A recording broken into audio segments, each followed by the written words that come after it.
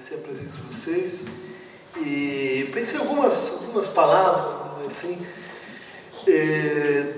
primeiro de elogio ao recorte que vocês escolheram, que, bom, não sou um profundo conhecedor dessa temática, mas que me pareceu bastante inovador vocês puxarem a conversa tanto para a repressão, a memória, a constituição de um arcabouço simbólico que aconteceu, de uma narrativa, né, dos sofrimentos que ali se passaram, né, com uma nota especial para os momentos de resistência, né, para os pontos de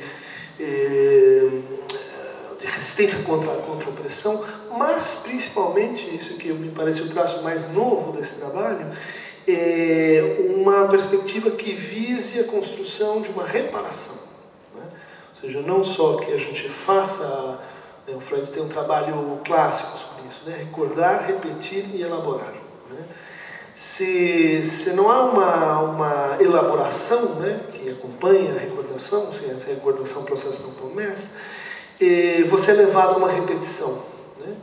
E, indo mais a fundo, o que seria essa elaboração, o que é preciso, né? É preciso, de fato, uma reconstrução do que se deu, uma recuperação, sei lá, do trauma, mas, mais do que isso, é importante reparar, né? Reparar o que aconteceu. Né? Acho que o debate, eu gostaria de te perguntar um pouco mais sobre como é que você pensa isso, né? Vindo para cá, eu me lembrei de uma autora, uma antropóloga que eu gosto muito, uma indiana chamada Veena Das, né?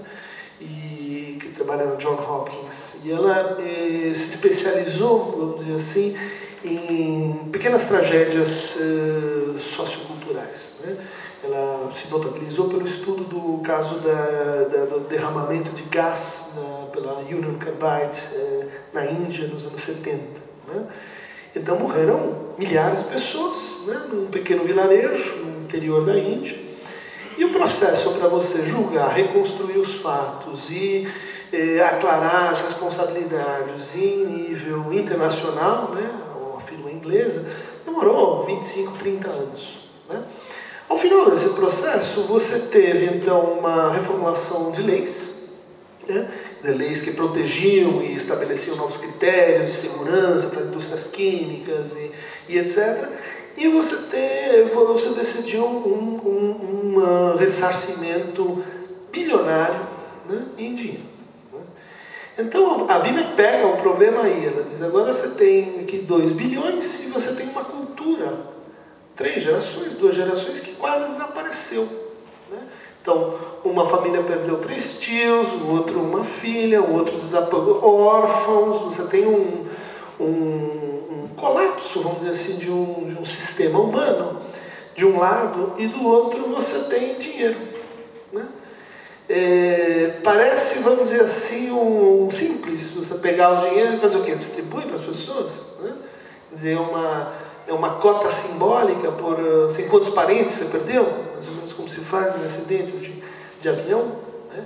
Quer dizer, como transformar esse dinheiro, né, em algo que faça de fato a função de reconstrução, né, de reparação do que se deu. Né?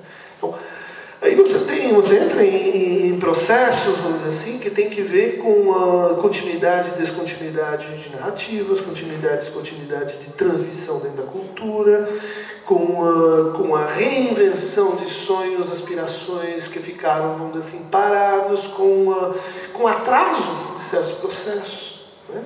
Você tem que pensar todo um conjunto de coisas para que isso, de fato, venha, vamos dizer assim, a constituir uma reparação. Estou lembrando esse caso, um desastre, vamos dizer assim, que envolveu um problema da natureza, da liberação do gás, mas que me parece, guardado as devidas proporções, comensurável com a situação que a gente tem, né? Principalmente porque acredito que há coisas que não foram de fato elaboradas nesse tempo, foram tardiamente elaboradas. Né? A Comissão da Verdade, ela entra muito tarde, né? Incrivelmente tarde. Isso se compara com, sei lá, o apartheid na na África do Sul, quer dizer que quando acontece, né, o encerramento, o fim de um processo, você tinha que ter imediatamente algo similar a um inventário, uma comissão da verdade, algo que faça, vamos dizer, uma espécie de ajustamento, né, do que houve, né, que seja para chegar numa, assim, desculpas, né, desculpas do Estado, desculpas dos envolvidos. E a gente demorou quase que 30 anos para fazer isso. É inadmissível, né? Isso tem efeitos, né? Quer dizer, quando a gente não, vamos dizer assim, elabora, quando a gente não faz esse trabalho de reconstrução, tem uma tese psicanalítica aí, né? Quer dizer, aquilo que você não inscreveu no simbólico, porque no simbólico a gente escreve as perdas, os lutos, os fracassos, os erros. Quando a gente diz assim, desculpe pelo que eu fiz, você está escrevendo o seu ato num certo registro simbólico, né? Que cabe ao outro sancionar ou não, dizer, não, desculpo, sim, não desculpo ainda, perdoo, mas eu desculpo, enfim. Você inicia um processo, né? Um ato que ele cria uma descontinuidade, né? Bom, a gente sabe que quando não há esse ato, né, quer dizer, quando algo não se inscreve no campo simbólico, ele volta no real, né? Ele volta em acontecimentos que parecem, vamos dizer assim, estranhos, que daí você não consegue mais rastrear sua causalidade, eles são desprovidos de sentido, eles são repetitivos, eles parecem estar, o Freud dizia, né, investidos por uma força demoníaca, né? E que é exatamente a nossa atitude diante de uma série de coisas. Por exemplo, a violência. Puxa, de repente a gente tem violência, né? O que vamos fazer com o incremento da violência, sei lá, no estado de São Paulo, os índices que não param de subir, né? Por que será que temos esse problema aqui da violência, né? Quer dizer, é um caso, vamos dizer assim, meio assintoso, né? De aquilo que não se elaborou num certo nível, ele continua a se repetir, né? Ele continua a herdar práticas, né?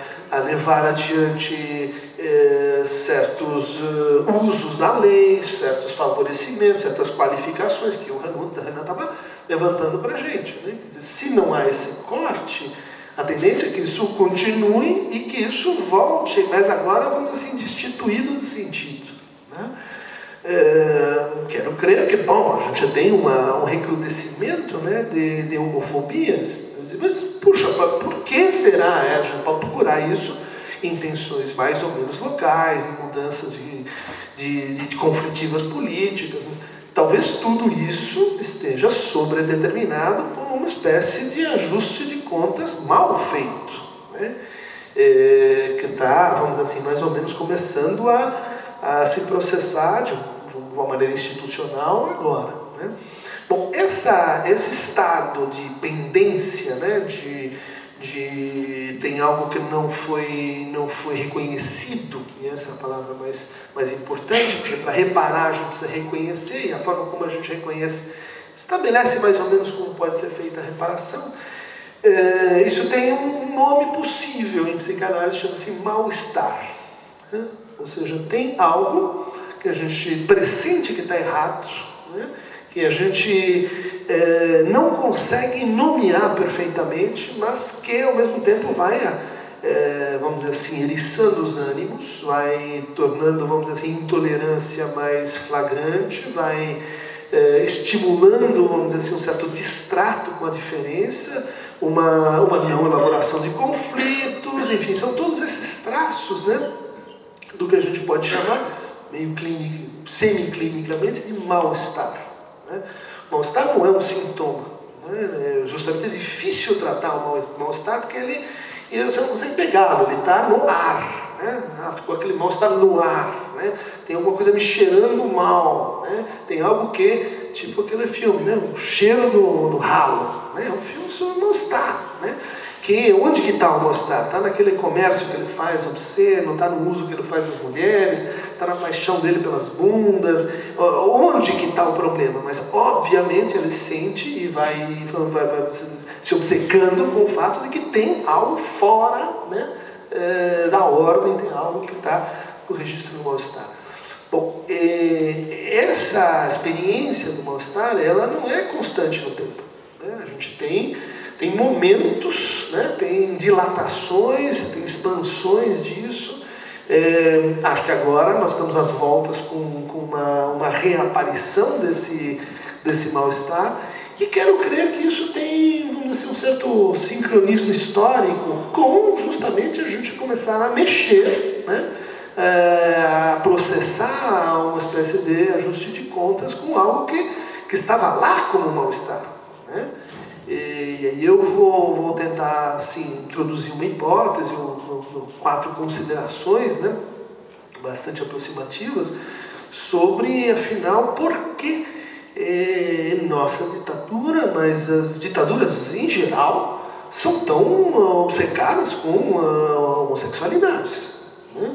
Por que você vai pegando uma por uma, não tem uma que tenha, bom, aí loucos, a gente teve de todo tipo, mas ninguém falou, não, vamos fazer então a reformulação de Estado que coloque um ministério LGTB, que faça, vamos dizer assim, um novo estatuto de relações de gêneros. Por que isso? Né? Porque parece haver uma relação intrínseca entre a ditadura, o estado de ditadura, e um certo repressão, repúdio, afastamento das sexualidades alternativas ou das homossexualidades, né?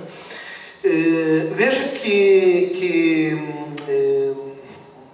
dois pontos preparatórios, né? O primeiro é uma tese que aparece no livro, né, que diz respeito ao fato de que as homossexualidades e o sofrimento de gênero, né, porque eu acho que é aí que a gente vai dar hoje, né, fazer a reparação, é repensar o que é o sofrimento de gênero hoje e como tratá-lo, né? Para que fazer história? Bom, a memória, a reconstituição disso é porque isso produz estratégias de transformação do sofrimento de gênero hoje, né? Bom, tem uma tese do Queer Studies Nacional que até o momento, meados, vamos dizer assim, até os anos 80, quando aparece então o grupo Somos e tal, o sofrimento de gênero ele foi tematizado pelos heterossexuais. Havia um discurso heterossexual que pensava, que reconhecia, né, esse sofrimento. E um bom exemplo disso é uma peça do Nelson Rodrigues, de 1961, né, chamado Beijo no Asfalto, né? Que é a história de um sujeito assim, bem comportado, que trabalhava num jornal, e daí ele sofre um acidente, atropelado, vai morrer, e chega o outro sujeito, vai socorrê-lo, né? Ele vai assim, tá desfalecendo, e daí ele pede um beijo, né? Um homem para outro homem. E o cara dá, né? E isso gera, vamos dizer assim, uma cascata de preconceitos, de ilações, de aviltamentos, que vão devastando as vidas, né? O Nelson, ele tinha essa ideia assim, que eu acho que funciona bem, né, de fazer as tragédias cariocas, né? A tragédia é sempre quando tem uma espécie de ultrapassamento, né? Alguém cruzou uma linha, e o cara cruzou uma linha, e qual era essa linha? Dar um beijo no outro, né? Mas o devastador, estou contando essa história para introduzir o assunto, é que a gente não sabe por que isso aconteceu, né? Ou seja, tem uma indeterminação nesse ato, né? É gay? Não é gay. Não, mas ele fez um ato de caridade, de gênero, foi um ato humano, um ato que transcende os gêneros. Ou seja, você não tem, vamos dizer assim, aquilo que seria a expressão de um sujeito racional, auto-idêntico a si mesmo, numa relação coerente e adaptada com seus próprios atos, seus comportamentos, seus gestos, seu gênero e sua orientação sexual, né? Quer dizer, esse biotipo, né? Quer dizer, alguém que sabe exatamente o que quer, né? É alguém que constrói uma vida baseada numa identidade, né? Quer dizer, este é homem, aquele é mulher, este é gay, esse não é, né? Isso parece ser imprescindível para as ditaduras, né? Quer dizer, esse é o primeiro ponto, né? As ditaduras elas só conseguem se estabelecer à custa de um discurso que a gente poderia chamar assim identitarista, né? Um discurso que vai dizer assim, existe uma homologia, né, entre as regras de funcionamento do Estado, né, que vai vir a, vamos dizer assim, corrigir o mal-estar, né, vai vir a nomear o mal-estar e, com isso, eliminar ambiguidades. A indeterminação, ela assume, vamos dizer assim, uma valência moral negativa, né? Se você... É um pouco o que a gente vê aí na interpretação de algumas das manifestações recentes. Se você não sabe o que você quer, você está querendo bagunça, né? Você está querendo desordem, você está, enfim, saia daqui, né? Quer dizer, por quê? Porque o Estado nessa sua híbris, né? Esse seu excesso, né? Sua paixão pela lei, não sei se você concorda com essa ideia de que uma ditadura é o momento em que o Estado ele começa a acreditar, né, que a lei vai nos salvar e que ele é capaz de produzir boas e melhores leis e de aplicar boas e melhores leis e, bom, no final, o que a gente tem, esse excesso de identidade gera o seu contrário, que é a anomia, que é a redução das diferenças que seriam, vamos dizer assim, constitutivas do próprio transformação do processo, vamos dizer assim, de tensão entre sociedade civil e Estado, né? Bom, estou introduzindo então aqui um argumento que as ditaduras elas têm uma tarefa pela frente e talvez elas se justifiquem a partir desse dispositivo, né? Primeiro elas dizem há um mal-estar, né? Tem algo fora da ordem, né? E preciso fazer alguma coisa, né? E em segundo lugar elas dizem o nome desse mal-estar é esse. E aí você inicia um processo, vamos dizer assim, de exclusão social, né? Quer dizer, há uma metadiagnóstica envolvida na ditadura, mais ou menos o seguinte, tem gente demais nesse condomínio, né? O Estado não é um Estado para todos, ele é um Estado para alguns, né? E de tal forma que ele não está funcionando direito, né? O ordenamento jurídico não está fazendo sua função porque tem gente demais. Se a gente tirar algumas pessoas para o outro lado do muro, aí vai ficar tudo em ordem. E cada uma desses grupos, né, seguem uma regra que é eu preciso nomear, né, onde é que está o mal-estar. Porque lembra, né, o mal-estar é indefinido, flutuante, né? Como é que eu trato, como é que eu abordo? Bom, o primeiro passo é esse passo nomeador, né? E, uma vez iniciado esse processo, ele pode ir muito longe, ele pode ir perto, mas você tem que, de certa forma, desativar esse processo, né? Desfazer uma ditadura é desfazer essa lógica, assim, né? Lógica da exclusão, lógica da neutralização da referência e assim por diante. No Museu do Muro, em Berlim, né, tem uma reconstituição muito fina, né, do que foi o processo na Alemanha. Eu sei que é um exemplo meio batido, meio longe da gente, mas me chamou muito a atenção, né, nessa topografia do terror que chama a exposição. Que a coisa começou pelo seguinte, o primeiro ato, né, do Hitler nesse sentido de quem é que vai ficar fora, não foram os judeus, né, nem os estrangeiros, foram os pacientes terminais, né? Pessoas que estão vivendo às nossas custas, né? Estão em sanatórios, em hospitais, pessoas que são assim incuráveis, pessoas que a pergunta obscena, né, por que esta vida ela tem que ser contada aqui, né? Vamos pô-la para fora. Se a gente puser essa vida para o outro lado do muro, né? Se a gente excluí-la, se a gente eliminá-la, né? Bom, a ordem vai perfeitamente se estabelecer, né? E a hora que essa lei, que é uma lei de seguridade social, ela passa, né? Se inicia aí esse processo de renomeação, né? Então agora, bom, vamos pegar os ciganos, agora vamos pegar os homossexuais, agora vamos atrás dos eslavos e assim por diante. Tudo bem? Bom, então, pensando nessas considerações, eu vou me ocupar também um pouquinho agora com o papel que a psicanálise teve no processo interno, né, do tempo da ditadura, e de que forma ela poderia contribuir para esse novo momento em que a gente está, né?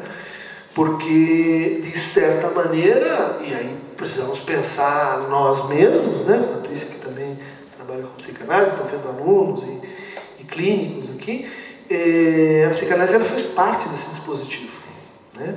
Ela ajudou a patologizar a homossexualidade, né? Vocês terem uma ideia, até 1973, né, havia um grande código, estávamos num determinado volume de um código de doenças mentais, né, chamado DSM, né, e lá no DSM-3, né, desse momento, estava escrito que a homossexualidade é uma doença, é um tipo de perversão, né. E 73, Estados Unidos, né, esse é um código editado pela Associação Psiquiátrica Americana, né. E começa então a haver um movimento de crítica disso, né? Um movimento que uniu, né, gays, lésbicas, Human Rights Movements, os movimentos de direitos humanos, né? Movimentos contra o preconceito contra os negros, ou seja, uma grande frente, né, se estabeleceu nesse momento, dizendo, olha, vocês precisam mudar o código, né? Vocês precisam alterar isso, porque isso é inadmissível. Mas veja só, 73 é agora há pouco, né? Isso estava num código médico que nos Estados Unidos tem mais força ainda do que aqui, pode invadir a sua casa, pode, enfim, tem toda uma dimensão, vamos dizer assim, médica que é um pouco diferente da nossa. Mas aí vem um cara, né, um Spitzer, ele diz o seguinte: é verdade, nós precisamos mudar o código. E nós temos que explicar de onde veio essa ideia de que a homossexualidade é uma doença. E essa ideia veio da psicanálise, né? Então esse código ele tem que ser depurado, ele tem que ser expurgado, né, dos elementos psicanalíticos, e a psicanálise ela tem essa contaminação moral. Ela não é propriamente uma ciência, mas ela vamos dizer assim, agregado de preconceitos, ela colheu uma série de preconceitos e tal. Então, a psiquiatria começa a ir para um lado e a psicanálise começa a ir para o outro, né? Bom, mas o que estava acontecendo aqui embaixo, assim, nos trópicos, em termos de psicanálise e psiquiatria nos anos 70? Um casamento feliz, né? Estávamos... a psicanálise avançava mais e mais, e um tipo muito específico de psicanálise, que a gente pode dizer assim, ligada à teoria de desenvolvimento, né? O fulcro dessas psicanálises eram, curiosamente, assim, homólogos ao discurso ideológico militar, né? Quer dizer, como é que a gente interpreta o mal-estar? Falta desenvolvimento, vamos abrir estrada, vamos chacinar os índios, porque o nosso problema é que nós somos subdesenvolvidos. Tudo bem, esse discurso não foi propriamente uma invenção local, mas ele foi comprado, foi estabelecido e foi, vamos dizer assim, usado para que esse Estado se apresentasse dessa maneira, né? Então, vejam só, começa a ficar muito plausível, né, o compreensível, que então você chama a psicanálise em acordo com a psiquiatria para dizer o seguinte: o que é o homossexual? É alguém que é um atrasado, ele está fixado no momento, vamos dizer assim, mais infantil, pré-genital, ele não chegou ao nível genital e etc, né? Bom, isso vários trabalhos apontaram, né, quer dizer, com a psicanálise, especialmente a psicanálise mais institucionalizada, ela compactuou com torturadores, né? No caso aí do Amilcar Lobo, vou falar porque eu imagino que nem todos estão na área, mas era um psicanalista que era médico, ele estava se formando em psicanálise, e a função dele era deixar o paciente, o torturado, acordado, não deixar ele desmaiar para ele continuar, veja que loucura, né? Associando, falando, né? Uma regra da psicanálise, a paciente tem que falar, fala a paciente mais adiante. Esse sujeito estava lá dentro de um doicode dizendo: vamos fazer, deixar esse sujeito, o torturado, né, continuar falando, né? Bom, isso foi um escândalo internacional, foi denunciado, bom, uma discussão, vamos dizer assim, internacional sobre o que está acontecendo com esse tipo de aporte clínico, que na verdade ele sanciona a tortura, sanciona a violência, sanciona o sofrimento que ele deveria evitar, né? Bom, há então toda uma mutação dentro da psicanálise, uma convulsão dentro da psicanálise que explica a chegada de novas teorias, substituição de autores, etc. Isso é menos conhecido, em torno dessa querela. Por quê? Porque ela virou uma querela estratégica, entende? Ela aparecia lá no problema do DSM americano, ela tinha uma versão nacional, né, na chave da narrativa do desenvolvimento, e ela virou de que lado você está, né? Quer dizer, aqueles que defendiam a patologização da homossexualidade cultivavam, então, simultaneamente um tipo de pensamento clínico e um tipo de pensamento político, né, contra o qual se erigiu a psicanálise precisa inventar uma outra teoria, uma outra concepção, uma nova localização da homossexualidade, porque assim não dá, tem uma periculosidade política envolvida aqui, né? Então, bom, quando a gente fala em reparação, nós precisamos ajustar essas contas também, as contas teóricas, né? As pessoas que falaram coisas, né, que estão escritas, que subsidiaram tratamentos, que, bom, tudo isso tem uma implicação política, né, que precisa ser refeita e colocada na pauta, né? O mais curioso é que essa ideia, né, de patologiar a homossexualidade, ela é absolutamente contrária a uma declaração, eu vou ler aqui para vocês, do Freud, que diz assim: homossexualidade não é algo a ser tratado nos tribunais. 1903, isso. Eu tenho uma firme convicção de que os homossexuais não devem ser tratados como doentes, pois uma tal orientação não é uma doença. Isso nos obrigaria a qualificar como doentes um grande número de pensadores que admiramos justamente em razão de sua saúde mental, né? Os homossexuais, repito, não são pessoas doentes. 1903, Sigmund Freud, né? Para vocês verem como as teorias não representam nada, né? O escrito não representa nada em relação à apropriação ideológica, né, que ele está sujeito aos compromissos, aos laços, né? Ou seja, né, estou convidando a uma reflexão do tipo, que tipo de entendimento, né, que você pode produzir da experiência homossexual que esteja à altura da sua experiência histórica. É basicamente isso que a gente teria que fazer, né? Para fazer isso, teria que pensar o que é o sofrimento de gênero, né? E quais são os termos em que ele se dá. Eu vou encerrar minha intervenção com isso, né? Eu acho que a gente tem quatro narrativas, né, que elas se articulam, mas nem sempre se articulam, e que precisam ser desconstruídas e refeitas e reinventadas, né? A primeira é essa que eu já mencionei para vocês aí, que diz respeito à ideia de que uma ditadura precisa construir um inimigo interno, né? E esse inimigo interno, pensando aí no que Adorno já analisou sobre esse problema, ele tem que ter certas peculiaridades, né? Não é qualquer um que pode ser eleito para ser inimigo interno, né? Um bom inimigo interno, ele tem que ser, vejam só assim, como qualquer outro, né? Uma pessoa que você não consegue distinguir, né?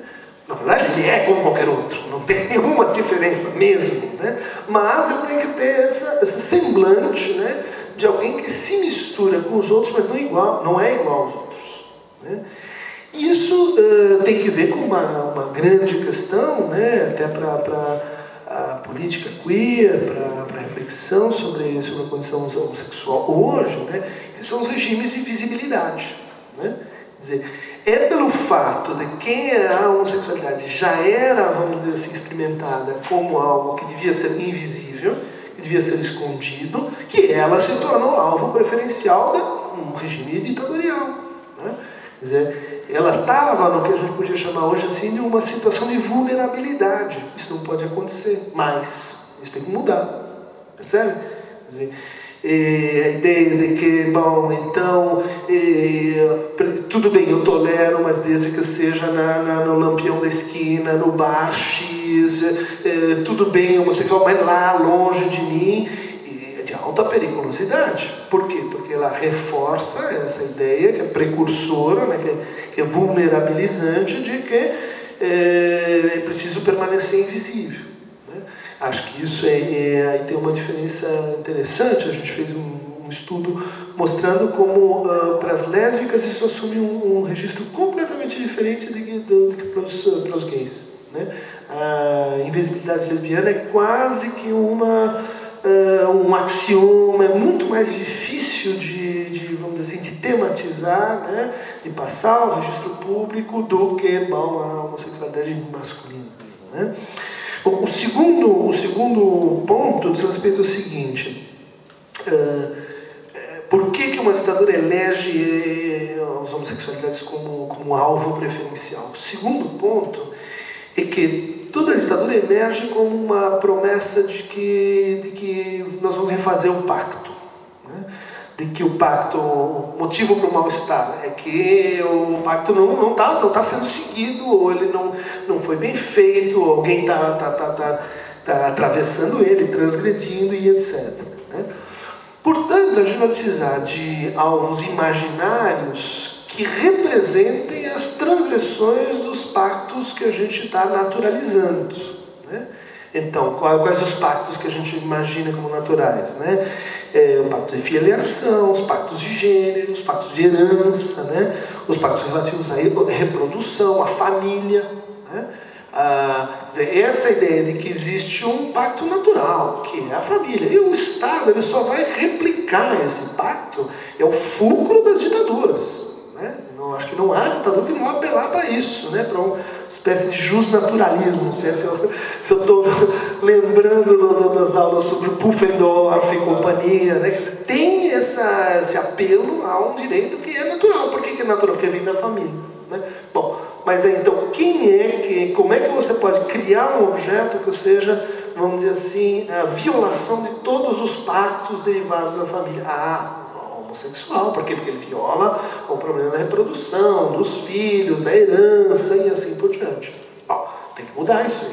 Né? Quer dizer, então aí, de fato, é muito importante, é protetivo, né? Quer dizer, retira, né, da situação de vulnerabilidade, você, de fato, permitir institucionalizar casamento, união gay, adoção e todos os registros em que essa condição ela é naturalmente chamada como, vamos dizer, representante metonímica da violação de pactos. Né? Então, primeiro, objeto intrusivo, segundo, a violação de pacto.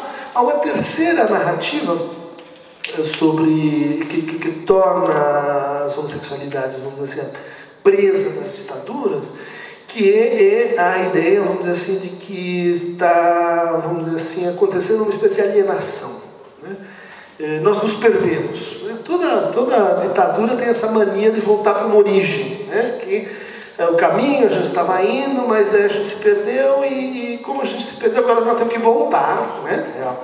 A explicação das coisas mais regressivas, né? A gente vai encontrar aí. Né? Bom,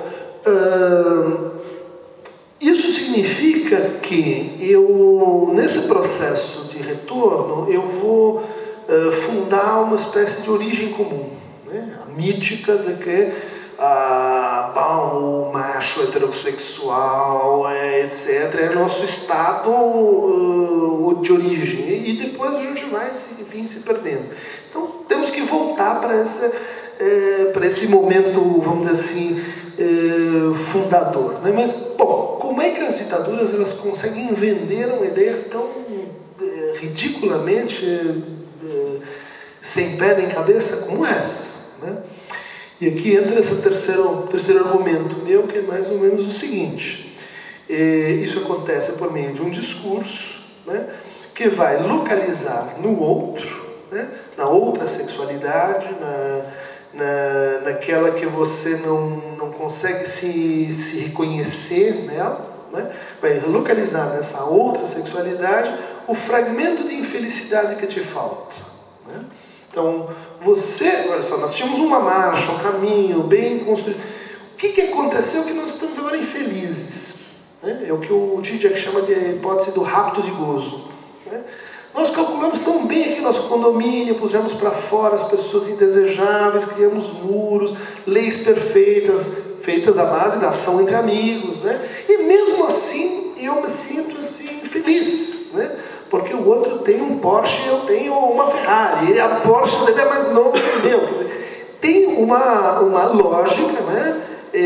Que vai ser instrumentalizada pelos regimes de exceção, que é de jogar o mal-estar, traduzindo em infelicidade individualizada, né? O seu problema seu, né?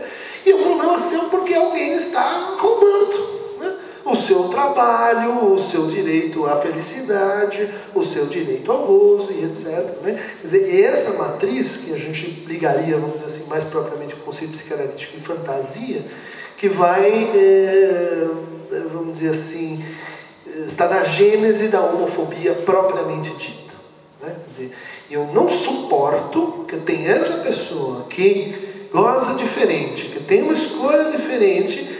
Por que eu não suporto? Porque ela é uma ameaça à minha forma de existir, que em si seria perfeita, se não tivesse essa operação de alienação, né, de expropriação de um fragmento do meu gozo, né? Bom, isso a rotina na lógica do preconceito, só que isso é assumido como discurso de status, né? E aí você tem uma estimulação da homofobia, uma tolerância para a homofobia, você tem uma administração da homofobia, né? Isso é, vamos dizer assim, muito mais grave, né? Bom, o último e talvez mais abrangente ponto narrativo, né, que é incorporado pelas ditaduras de tal forma a produzir a precisar, de certa forma, das homossexualidades, é o que a gente poderia dizer assim, o que é percebido na homossexualidade? Que ela é, voltando a uma coisa que eu já mencionei, ela é uma ameaça ao nosso estado de identidade, né? Quer dizer, nosso estado, que seria o estado normal, que seria o estado, vamos dizer assim, idiopático, né? Em que gênero, né, orientação sexual e forma de gozo formam um uno, né, idêntico a si mesmo, né? Bom, aí a psicanálise vai dizer, não, mas essa identidade, essa ideia de que essa congruência ela tem algum telos cosmológico, ou biológico, ou social, essa ideia é uma falácia, essa ideia é um sintoma, né? Quer dizer, o que então a gente nessa via ia chegar, né? A ideia de que as homossexualidades elas são problemáticas para uma ditadura porque elas ameaçam o espírito de unidade a partir do qual toda a ditadura vai formar grupos e massas e ideais unificantes, né? Quer dizer, cada vez mais massivos, maciços, né? Em que o princípio da identidade não pode ser questionado, né? De fato, então, o que a gente vê reversamente é que há algo não apenas subversivo, mas há algo que permanece, vamos dizer assim, necessariamente fora da lei, mas produtivamente fora da lei, né? Que é a ideia de que talvez a gente não tenha que reduzir toda a forma de sofrimento apenas a déficit de determinação, né? Essa é uma tese aí que eu defendo no meu livro, mas que o maior problema dessa aliança, vamos dizer assim, entre da ditadura com os regimes de psicopatologização, seja das homossexualidades, mas seja de outras coisas, é que junto com isso vem uma interpretação que é a seguinte: você só pode sofrer e só pode, portanto, demandar transformação a partir de relação com a lei, a partir de relação com sistemas de determinação. O que for indeterminado, lembra do começo da história, né? Quer dizer, tem algo que está errado, mas a gente não consegue saber o que é. Isso não deve existir, né? E as homossexualidades estão associadas com algo que está no registro da ruptura do princípio da identidade, né? Então, desse ponto de vista, elas exprimem, vamos dizer assim, formas de liberdade, formas de vida mais avançadas do que as outras que estão, vamos dizer assim, presas ao registro de reificação de identidades. Tudo bem? Então é preciso, de alguma forma, atos de reconhecimento, processos de de reconstituição que levem em conta também essa outra parte, né? Aquilo que não cabe nem na lei nem no dinheiro, né? Voltando ao exemplo da divina das, né? O que você pode fazer mais além disso?